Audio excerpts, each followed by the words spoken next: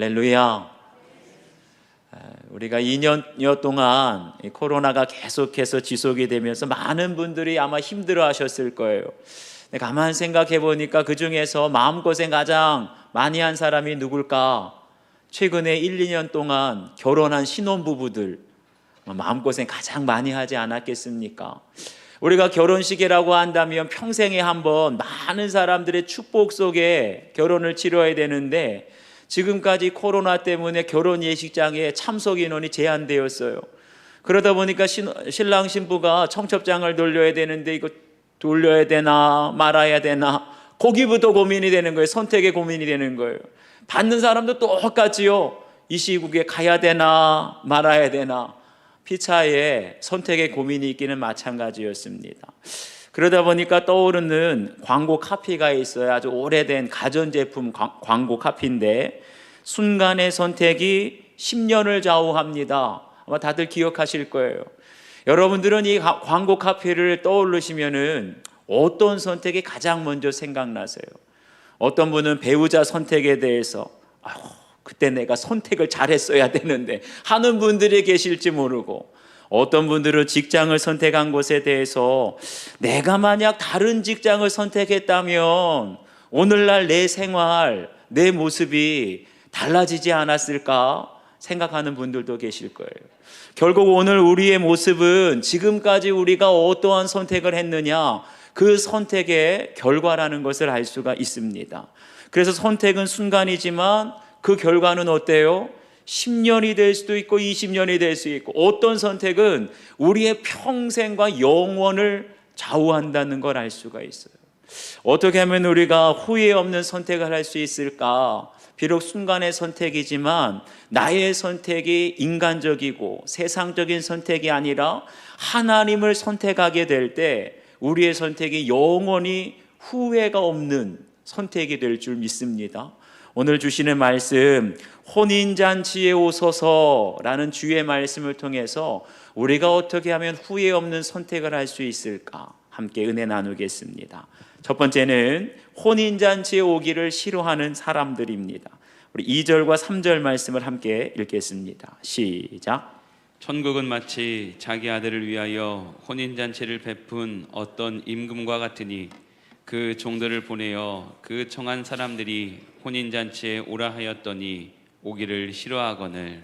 아멘. 여기 보세요. 천국을 비유하기를 천국은 마치 자기 아들을 위하여 혼인잔치를 베푼 어떤 임금과 같다. 여기서 임금은 바로 하나님을 가리킵니다. 그리고 그의 아들은 바로 예수 그리스도를 가리키죠. 그런데 임금이 종들을 보내어서 아들의 혼인잔치에 사람들을 초대하였는데 초대받은 사람들이 뭐라 그래요? 혼인잔치에 오라 하였더니 오기를 싫어하였다. 여기서 임금이 초대한 사람들은 원래 혼인잔치에 참여하겠다고 약속하였던 그런 사람들이었습니다. 바로 유대인들을 가리키죠. 그런데 그들이 혼인잔치에 초청을 받고도 오기를 싫어하였다. 오늘날로 말하면 식당에 예약해놓고 예약을 펑크내는 노쇼를 가리킵니다. 여기에서 혼인잔치는 바로 신랑 되신 예수님과 신부인 우리 교회, 성도가 하나 되는 혼인잔치, 천국잔치를 말합니다. 오늘날로 말하면 주님과 하나 되는 예배가 바로 혼인잔치고, 우리 성도들의 영원히 주님과 하나 되는 천국이 혼인잔치인 셈입니다. 한마디로 그런데 원래 선택받았던 하나님의 선민이라고 하는 이 유대인들, 믿는 사람들이었는데 그들이 왜 혼인잔치에 오기를 싫어했느냐? 그건 다른 것 아니에요. 이 혼인잔치가 얼마나 좋고 이 혼인잔치가 얼마나 중요한 자리인지 그걸 미처 알지 못했기 때문에 혼인잔치에 오기를 싫어했다는 거예요. 더 나아가서 혼인잔치에 초대하신 하나님이 어떤 분이신지, 그 아들 예수님이 우리의 인생에 얼마나 소중한지 이거를 깨닫지 못해서 혼인잔치에 오기를 싫어하였다는 겁니다. 저희들도 그럴 때가 있지요. 가끔 어떤 모임에 초대를 받았는데 그 자리가 얼마나 중요한 자리인지 이거 알지 못해서 거절했다가 나중에 후회할 때가 있습니다. 더군다나 그 모임에 초대한 사람이 정말 내 평생에 한 번 만나기도 어려운 사람인 줄 알지 못해서 거절했다가 나중에 땅을 치고 후회하는 경우가 있지는 않습니까? 그러니까 어떻게 돼요? 우리 4절 5절 말씀 함께 읽겠습니다. 시작. 다시 다른 종들을 보내며 이르되 청한 사람들에게 이르기를 내가 오찬을 준비하되 나의 소와 살찐 짐승을 잡고 모든 것을 갖추었으니 혼인잔치에 오소서 하라 하였더니 그들이 돌아보지도 않고 한 사람은 자기 밭으로 한 사람은 자기 사업으로 가고. 아멘. 여기 보니까 다시 다른 종들을 보냈다 그랬어요. 보통 이스라엘에서는 결혼식을 하게 되면 종들을 2번 보내는 것이 관습이었습니다. 첫 번째는 이제 혼인잔치가 있다, 이 잔치를 알리고, 두 번째는 당일이나 하루 전에 이 종들이 가서 예복을 전해 주었다는 거예요. 그래서 임금은 두 번째로 지금 사람들을 초청하면서 뭐라고 합니까? 내가 오찬을 준비하되 나의 소와 살찐 짐승을 잡고 모든 것을 갖추었으니 혼인잔치에 오소서. 한마디로 혼주된 임금이 아들의 결혼식을 위해서 정성껏 준비했으니 정중하게 초대하고 있는 겁니다. 그런데 초청받은 사람들이 뭐라 그래요? 첫 번째는 아예 참석하기도 싫다 그랬는데 이번에는 그들이 돌아보지도 않았다는 거예요. 한마디로 임금의 성의에 대해서 지금 사람들이 무시하는 건 아닙니까? 왜 그런가 이유를 보니까 한 사람은 자기 밭으로 한 사람은 자기 사업으로 갔다고 하는 거예요.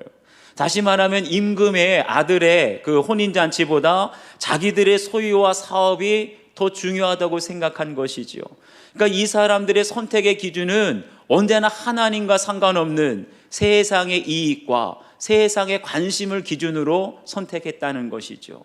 그 결과가 무엇입니까? 7절을 보면 임금이 노하여 군대를 보내어 그 살인한 자들을 진멸하고 그 동네를 불살랐다는 거예요.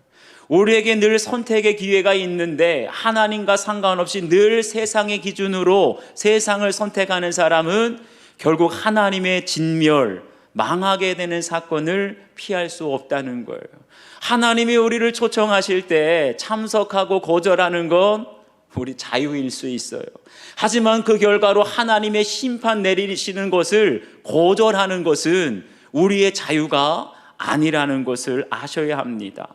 우리의 삶은 이렇게 선택의 연속입니다. 자이든 타이든 매 순간 무엇을 선택하느냐, 그 결론이 오늘 저와 여러분의 모습을 결정한다는 거예요. 우리의 생활 수준이나 우리의 직장 생활이나 우리의 가정의 모습, 자녀들의 모습, 내 영성과 내 영적인 상태, 이 모든 것은 지금까지 내가 어떤 선택을 했느냐, 그 결론이라는 거예요. 그런데 여러분 보세요. 우리가 선택한 거 다 만족하십니까? 어떤 선택은 참 잘했다 생각하는 선택도 있지만 그 중에 어떤 선택은 정말 후회하는 선택, 망하는 선택과 심판받는 선택이 있기 마련입니다. 그렇기 때문에 우리가 앞으로도 후회 없는 선택을 하기 위해서는 순간의 선택을 신중하게 기도하고 분별하면서 하나님을 선택해야 할 줄 믿습니다. 지금에 와서 저도 지난 날을 돌아보니까 정말 후회되는 선택이 한 가지 떠오릅니다. 저는 대학에서 철학을 전공했다 그랬는데 제가 그때까지만 하더라도 신학을 공부하고 지금처럼 목회할 줄은 꿈에도 생각을 못했어요. 그때까지만 하더라도 오직 세상 출세와 성공을 위해서 하나님과는 상관없는 고시를 준비하기 위해 철학에는 관심도 없고 법학이나 경제학, 심리학 이런 것만 열심히 공부를 했습니다. 그러다가 주님의 부르심을 받아 신학교에 입학하고 나니까 가장 먼저 후회가 되는 것이 내가 대학교 다닐 때 철학을 좀 더 열심히 공부했더라면 신학을 정말 체계적으로 내 사고의 틀이 훨씬 더 깊이가 있었을 텐데 하는 후회와 아쉬움이 남습니다. 여러분 보세요. 저희들 중에 우리의 미래를 한 치 앞을 알 수 있는 사람이 있습니까? 아무도 몰라요. 그렇기 때문에 지금은 이 일이 나와 상관없는 일처럼 보여도 그것이 어느 날 내 인생을 좌우하는 가장 중요한 일이 될 수 있어요. 지금 내가 만나는 사람이 나와 아무런 상관이 없고 별 볼 일 없는 사람처럼 보여도 그 사람이 내 인생에 없어서는 안 될 내 영혼 구원을 위해서 가장 소중한 사람이 될 수 있다는 걸 기억하시기 바랍니다. 우리 가족들도 마찬가지예요. 이번 수가성 생명찾기 축제가 우리 가족들의 영혼을 좌우할 수 있는 가장 중요한 기회가 될 수 있어요. 여러분들이 작정하신 가족들이 후회 없는 선택을 할 수 있도록 기도하시면서 이번 수가성 생명찾기 축제에 다 초대할 수 있기를 주의 이름으로 축원합니다. 한번 여러분 적용해 보세요. 지금까지 살아오면서 가장 후회되는 선택은 무엇입니까? 왜 후회하고 있는지 그 이유를 한번 묵상해 보시길 바랍니다. 나와 가족들의 미래를 위해서 현재 내가 가장 신중하게 선택해야 할 일은 여러분 무엇인지 한번 기도하시면서 적용해 보시길 바랍니다. 두 번째는 네 거리 길로 가야 합니다. 우리 8절부터 10절까지 말씀 함께 읽겠습니다. 시작. 이에 종들에게 이르되 혼인잔치는 준비되었으나 청한 사람들은 합당하지 아니하니 네 거리 길에 가서 사람을 만나는 대로 혼인잔치에 청하여 오라 한데 종들이 길에 나가 악한 자나 선한 자나 만나는 대로 모두 데려오니 혼인잔치에 손님들이 가득한지라. 아멘. 여기 보세요. 혼인잔치는 준비되었으나 청한 사람들은 합당하지 아니하니. 앞에 4절을 보니까 혼주 대신 임금이 혼인잔치를 어떻게 준비합니까? 소와 살찐 짐승을 잡는 등 하여튼 모든 것을 정성껏 오찬을 준비했다는 거예요.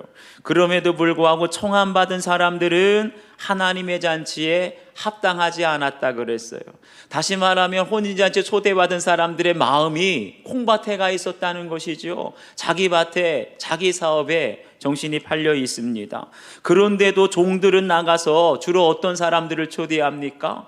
다 자기 밭이 있고 사업이 잘 돼서 세상적으로 잘 나가고 세상적으로 성공한 사람들만 초대하고 있는 거예요. 그러니 있는 사람, 잘 나가는 사람은 전도하는 사람, 초대하는 사람들을 무시하고 또 전도하는 사람들은 있는 사람들만 찾아가니까 없는 사람, 힘들고 어려운 사람들을 무시하는 것 아니겠습니까? 예전에 제가 전도 세미나에서 들은 얘기예요. 여러분, 같은 아파트라도 아파트 평수가 넓고 고급스러운 아파트, 그리고 평수가 작은 서민들 사는 임대 아파트, 어느 곳이 전도가 잘 될 거라고 여러분 생각하세요? 대부분의 목사님들은 교회 근처에 아주 평수도 크고 부자들 사는 고급스러운 아파트 단지가 들어오게 되면 흐뭇해하세요. 아주 기분이 벌써 좋아지는 거예요. 그 부자들이 온다니까. 왜요?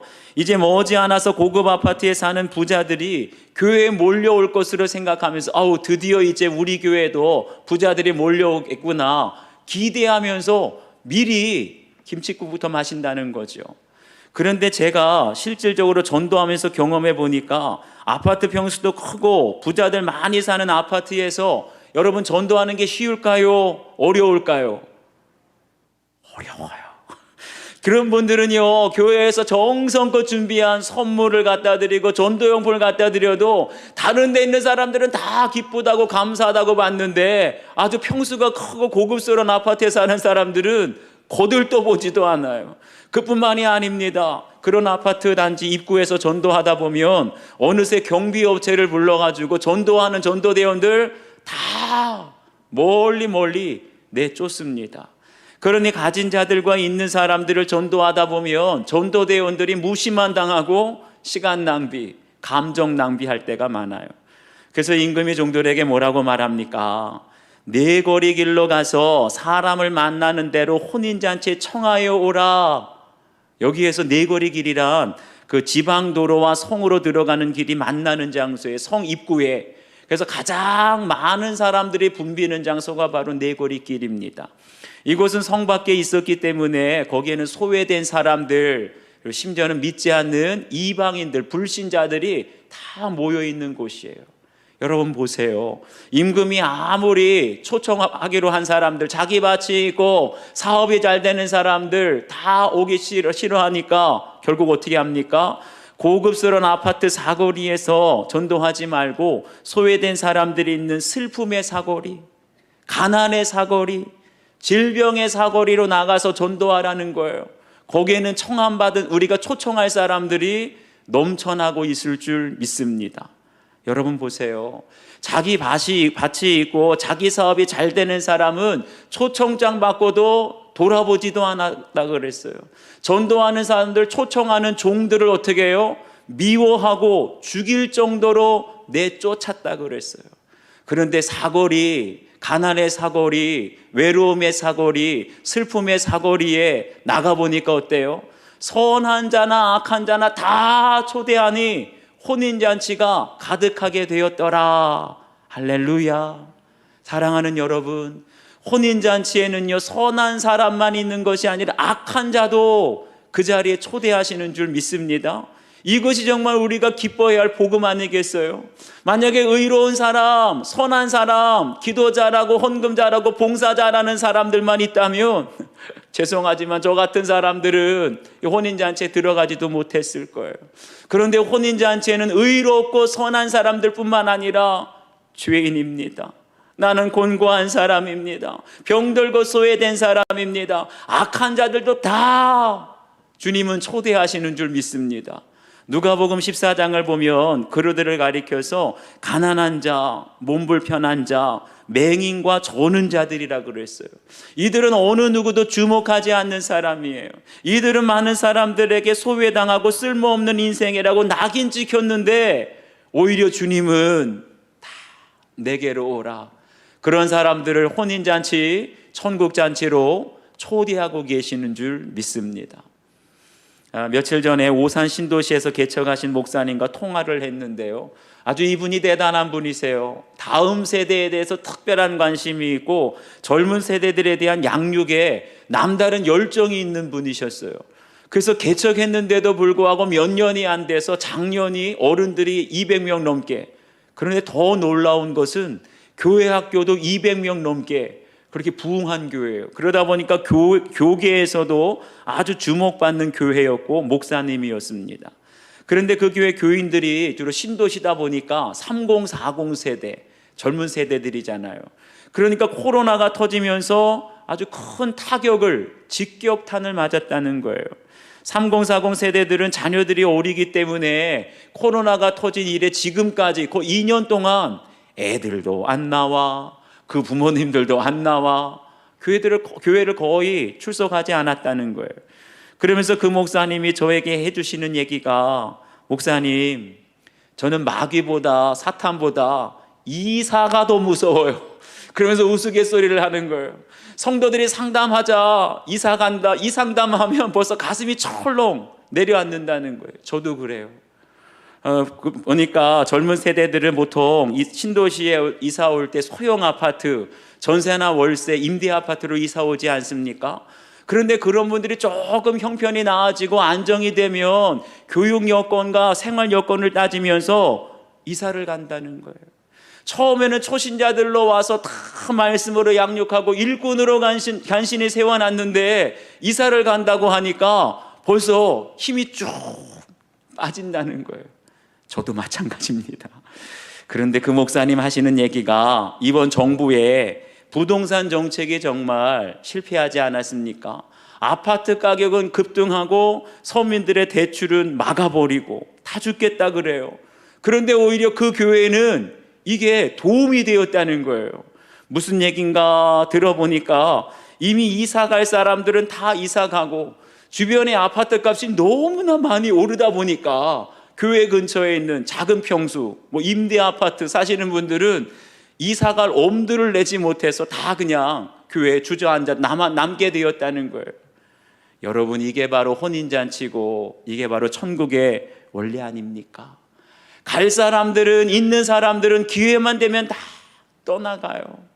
그런데 도저히 갈 엄두가 나지 않는 사람, 오히려 그런 사람들은 선한 자나 악한 자나 혼인잔치에 다 초대되어 가득하게 될 줄 믿습니다. 우리의 선택의 기준이 교회가 중심이 아니라 자녀 교육이 우선이고 생활 환경이 우선이고 투자 가치가 우선이 되면 그런 사람들은 기회만 되면 떠날 생각하는 거예요. 그런데 떠날 생각하는 사람들만 자꾸만 찾아다니고 전도하려다 보니까 어때요? 무시를 당하고 마음의 상처와 또 시간의 낭비를 하게 되는 것입니다. 여러분, 이번 수가성 생명찾기 축제에 여러분들은 어떤 가족을 작정하셨습니까? 이왕이면 교인들에게 내세우고 싶고 자랑하고 싶어서 돈 잘 버는 남편, 공부 잘하는 자녀, 세상적으로 잘 나가는 가족들을 작정하셨습니까? 그런 가족들은 어쩌면 오늘 나오는 자기 밭으로, 자기 사업으로 간 그 사람들처럼 돌아보지도 않고 세상으로 갈 가능성이 높습니다. 차라리 남들에게 자랑할 것 없는 부끄러운 가족을 작정하시길 바라요. 실직한 남편, 부도난 남편, 방황하는 자녀들이 있고 가난하고 어려운 가족들이 있다면 그들을 기도하면서 작정하시기를 바랍니다. 그럴 때 하나님이 예비하신 천국잔치, 혼인잔치에 여러분이 초대하신 그 가족들 가득 넘치게 될 줄 믿습니다. 한번 적용해 보시기를 바라요. 내가 가야 할 네 거리 길은 어디입니까? 슬픔의 사거리, 가난의 사거리, 질병의 사거리, 우리의 가족들이 방황하고 있는 것은 어딘지 한번 적용해 보세요. 나는 밭이 있고 사업하는 사람, 세상적으로 잘 나가는 사람만 전도하려고 합니까? 아니면 어렵고 힘든 사람들을 전도하려고 합니까? 적용해 보세요. 마지막 세 번째는 청함받은 사람은 많지만 택함받은 사람은 적습니다. 우리 11절부터 13절까지를 함께 읽겠습니다. 시작. 임금이 손님들을 보러 들어올새 거기서 예복을 입지 않은 한 사람을 보고 이르되 친구여 어찌하여 예복을 입지 않고 여기 들어왔느냐 하니 그가 아무 말도 못하거늘 임금이 사환들에게 말하되 그 손발을 묶어 바깥 어두운 데 내던지라 거기서 울며 이를 갈게 되리라 하니라. 아멘. 여기 보세요. 임금이 손님들을 보러 들어올새 거기서 예복을 입지 않은 한 사람을 보았다라 그랬어요. 혼인잔치에 많은 사람들 내거리로 나가서 선한 자나 악한 자나 가득 데리고 왔는데 임금의 눈에 띄는 사람이 어떤 사람이냐? 예복 입지 않은 사람을 눈여겨보았다는 거예요. 여기서 예복은 바로 예수 그리스도를 믿음으로 말미암아 우리에게 허락하신 예수 그리스도의 옷, 의의 옷을 가리킵니다. 로마서 13장 14절을 보면 오직 주 예수 그리스도로 옷 입고 정욕을 위하여 육신의 일을 도모하지 말라라고 그랬어요. 그러니까 우리는 오직 예수 그리스도로 옷 입을 때에만이 비로소 하나님의 택한 자가 되고 천국에 들어가게 되는 줄 믿습니다. 그런데 천국 잔치에 초청이 되었다고 해서 모든 사람이 다 택한 자가 되는 것은 아니에요. 청함받은 사람은 많지만 택한 자는 적다고 했어요. 그래서 우리가 택한 자가 되기 위해서는 반드시 예수 그리스도의 옷을 입어야 되는데 그러기 위해서는 해야 될 것이 있다는 거예요. 예수 그리스도로 옷 입기 위해서는 먼저 내 안에 죄인 된 옷을 벗어야 돼요. 다시 말하면 나는 죽고 예수로 살며 우리가 가난하고 겸손한 마음으로 예수 그리스도를 옷 입을 때 비로소 우리가 천국에 들어가게 되는 줄 믿습니다. 그런데 여전히 옛사람의 옛 자아가 살아있고 말씀을 들어도 우리가 죄 고백을 하지 않으면 어떻게 돼요? 아무리 예복을 받아도 이 사람처럼 입지를 못해요. 그러니까 예복을 입는다는 건 뭐냐? 나는 죽고 내 죄 고백을 통해서 나는 죽고 예수로 사는 것, 이것이 바로 그리스도로 옷 입는 것입니다. 그러니까 임금이 뭐라 그래요? 친구여 어찌하여 예복을 입지 않고 여기 들어왔느냐 하니 그가 아무 말도 못하거늘. 여러분, 임금이 이렇게 묻는 이유가 뭐지요? 친구여 어찌하여 예복을 입지 않고 여기 들어왔느냐? 이 말은 지금이라도 입으라고 기회를 주는 거예요. 그러면 이 사람이 죄송합니다, 제가 지금이라도 가서 예복을 입고 오겠습니다, 이 말하면 살았을 거예요. 이렇게 자기의 죄를 회개하면 천국잔치에 들어갔을 거예요. 그런데 어때요? 자아가 죽지 않은 사람은 끝까지 자기의 죄를 보고도 회개하지 않아요. 죄 고백을 하지를 못합니다. 그러니까 끝까지 잘못을 알고도 그가 아무 말도 못하거늘 자존심과 체면 때문에 유구무원 모르쇠로 일관하고 있는 거예요. 여러분, 누가 자기의 죄를 깨닫고 죄 고백할 수 있습니까? 겸손한 사람, 나는 죽고 예수로 사는 사람만이 죄 고백해요. 그런데 교만한 사람은 끝까지 자기의 죄를 알고도 죄 고백을 못하는 거예요. 그러니까 결국 어떻게 됩니까? 임금이 사환들에게 말하되 그 손발을 묶고 바깥 어두운 데에 내던지라. 거기서 울며 이를 갈게 되리라 하니라. 보세요. 이 사람은 어찌어찌해서 혼인잔치까지는 들어왔는데, 여러분, 그렇다고 안심하면 안 돼요. 혼인잔치에 들어오자마자 예복을 입지 않아서 결국 쫓겨납니다. 쫓겨나서 바깥 어두운 데로 내던져져서 결국 거기서 울며 이를 갈았다 그랬어요. 순간의 선택으로 영원히 후회하는 인생이 된 것이죠. 여기에 저희들에게 주시는 중요한 메시지가 있습니다. 사랑하는 여러분, 저희들도 지금 몸만 교회에 있다고 안심해서는 안 돼요. 혼인잔치에 들어왔다가 쫓겨난 사람을 여러분 기억하시기를 바랍니다. 우리가 간혹 가다가 국회의원 선거를 하면 국회의원에 당선이 되었다가 얼마 지나지 않아서 불법 선거 운동으로 당선 취소, 당선 무효되는 사람이 있어요. 저희들도 마찬가지입니다. 우리가 지금 몸만 교회에 있다고 안심하고 그것이 중요한 것이 아니라 날마다 예배를 통해서 구속사의 말씀을 들을 때 그 말씀을 통해서 내 죄를 보고 죄 고백을 통하여 회개하며 예수 그리스도의 옷을 입어야 할 줄 믿습니다. 내 의가 아니에요. 내 죄인된 옷을 다 날마다 벗고 오직 예수 그리스도의 옷을 입은 자만이 하나님의 택한 자가 되어 천국잔치, 혼인잔치에 영원히 참여하게 될 줄 믿습니다. 영적인 교만으로 심한 우울증에 빠졌다가 공동체 기도로 살아났다는 한 성도님의 큐티인 간증입니다. 믿음의 공동체에 속해 구속사의 말씀으로 바른 복음을 접하기 전 저희 신앙생활은 기복과 신비주의로 가득 차 있었습니다. 예언과 방언을 중시하며 마치 내가 신이라도 된 것처럼 고난 가운데 있는 사람들이 찾아오면 말씀을 빙자해서 제 생각대로 해결책을 제시해 주면 사람들은 마치 제가 대단한 사람인 것처럼 환호해 주었습니다. 진정한 신은 하나님 한 분뿐이시고 그분의 말씀대로 사는 것이 바른 신앙인데 제가 생각한 대로 말하고 행동하며 스스로 신앙생활을 잘 한다고 착각했고 그런 저에게는 문제가 전혀 없다고 생각했습니다. 그러니까 교만한 사람은 자기의 죄를 몰라요.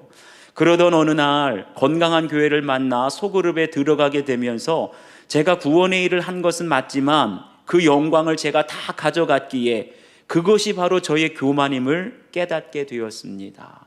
말씀이 들리니까 죄가 보이는 것이죠. 이렇게 제가 신처럼 교만하게 행하니 하나님이 우울증으로 저를 치셨습니다.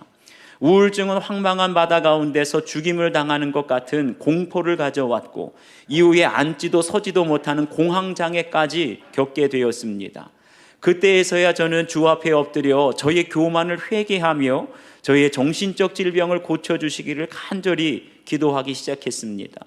하지만 저의 영적 교만은 뿌리가 깊어 쉽게 사라지지 않았고 마음은 더욱 혼란스러워져서 마침내 자살 충동에까지 이르게 되었는데 그때마다 소그룹 리더와 믿는 가족에게 기도를 요청하며 간신히 버텨냈습니다.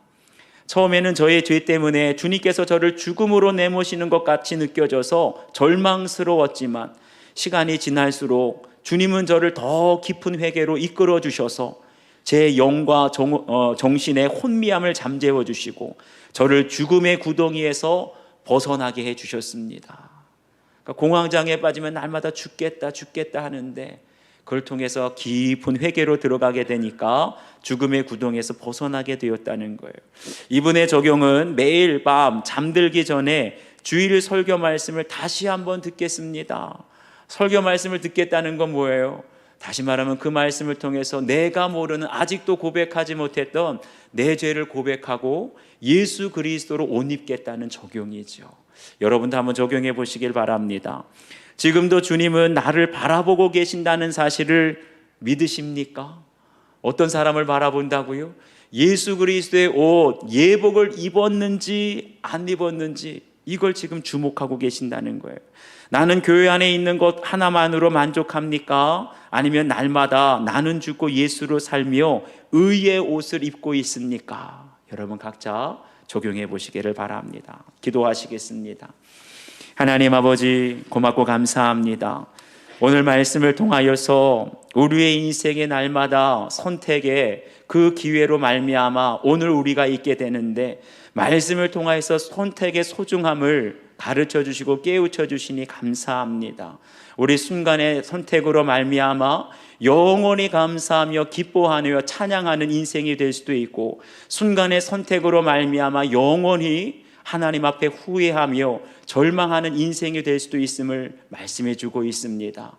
날마다 선택의 기회 앞에서 하나님이 아닌 세상의 유익과 세상의 관심을 선택하게 되면 멸망의 길, 진멸당할 수밖에 없지만, 우리의 눈앞에 보이는 선택 앞에서 하나님을 선택하고 구원을 선택하게 될 때 우리의 가는 길이 생명의 길이 되고 영생의 축복의 길이 되는 줄 믿습니다. 이번 수가성 생명찾기 축제를 통하여서 사랑하는 가족들을 우리가 작정하며 기도하게 될 때 우리의 불신 가족들, 예배 자리를 떠난 가족들이 영원히 후회하는 선택을 하지 않도록, 그들에게 바른 선택을 할 수 있도록 하나님 은혜를 베풀어 주시옵소서.